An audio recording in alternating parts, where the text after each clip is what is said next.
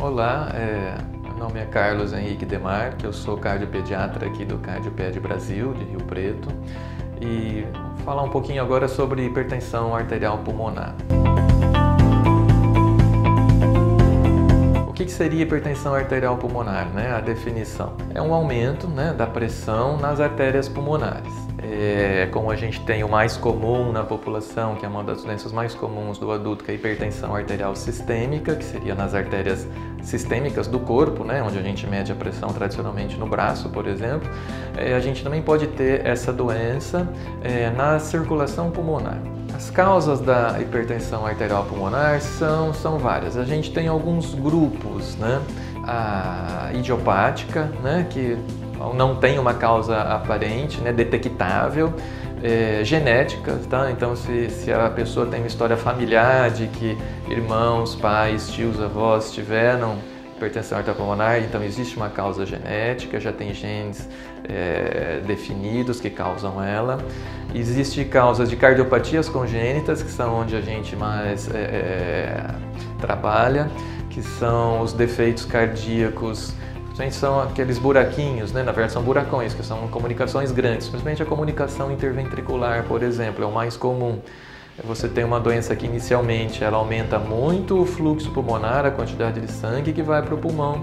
Se isso não for tratado adequadamente, essa árvore pulmonar, a circulação pulmonar vai sofrendo, vai estragando e depois de alguns, depende, por exemplo, se a criança tem alguma síndrome genética, alguma trissomia do 21, após os 6 meses, 1 ano de idade, ela já pode ter lesão vascular pulmonar. Se não tendo uma doença genética, geralmente depois de 2 anos, geralmente já começa a ter essa lesão vascular pulmonar. E tem causas que são mais comuns em adultos, né? A secundária, a tromboembolismo pulmonar, né? E a secundária, doenças do próprio pulmão, né? Desde aquela pessoa que tem uma doença pulmonar, tipo um bronquite crônico. Nos bebês a gente também pode ter isso, né? Nos prematuros, né? Que também podem ter sua broncodisplasia pulmonar e isso pode levar à hipertensão vascular pulmonar.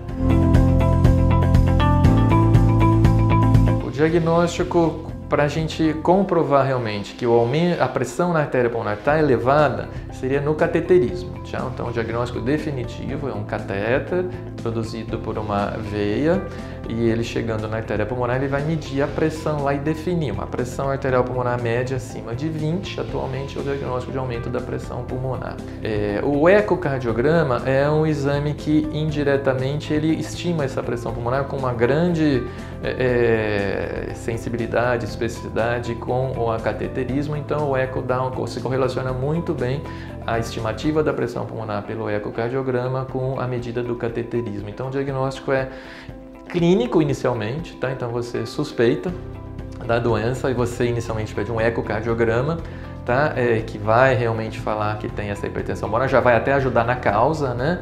Se a causa é uma cardiopatia congênita ou uma doença do coração esquerdo, por exemplo. O bebê, um achado muito frequente é dispneia, que é falta de ar. E a gente fala taquipneia, né, que seria um aumento da frequência respiratória, aquela respiração rápida e curtinha, tá? Então seria a falta de ar do bebê, né, que a gente chamaria de dispneia, taquidispneia. E cianose. Cianose é uma coloração arroxeada, né, de lábios, língua. Tá? Extremidades a gente tem que tomar cuidado um pouquinho, que às vezes, né, principalmente o bebê em tempo frio, em água fria, vai ter pele oral, ficar roxinho ou na ponta dos dedos. Agora, na mucosa oral, né, língua, uma cianose, aí com oxímetro de pulso, ou você pode definir a saturação de oxigênio abaixo de 95, né? Então seria cianose, né, baixa de saturação de oxigênio e dispneia. Esses são os achados mais comuns na criança. O tratamento vai depender da causa, né? Por exemplo, se for aquele bebê que nasceu prematuro, tem essa broncodisplasia pulmonar, ele precisa tratar do pulmãozinho, né? Ventilação, aqueles broncodilatadores, né? Tratando do pulmão, tem muitas evolução favorável, né?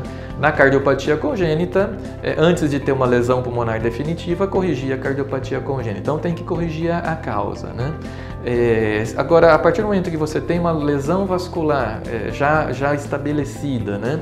E por isso a importância do cateterismo, que vai dar esses números para a gente, definir se é reversível ou irreversível esse quadro de aumento da pressão pulmonar. Se a gente colocar pelo lado que já não seria, por exemplo, possível fechar a comunicação interventricular, né, ou só o tratamento do pulmãozinho não está sendo eficaz, a gente tem hoje medicamentos específicos para tratamento de hipertensão pulmonar. Eles são vasodilatadores específicos do pulmão. Eles dilatam aquela circulação que está muito contraída, muito destruída mesmo, os pequenos vasos pulmonares. Eu espero ter passado algumas informações para vocês. A gente está à disposição. Se ficou alguma dúvida ou alguma pergunta, só entrar em contato com a Cardioped Brasil, tá ok? Que a gente vai responder da forma melhor possível e mais rápida possível, ok? Um abraço a todos, até mais.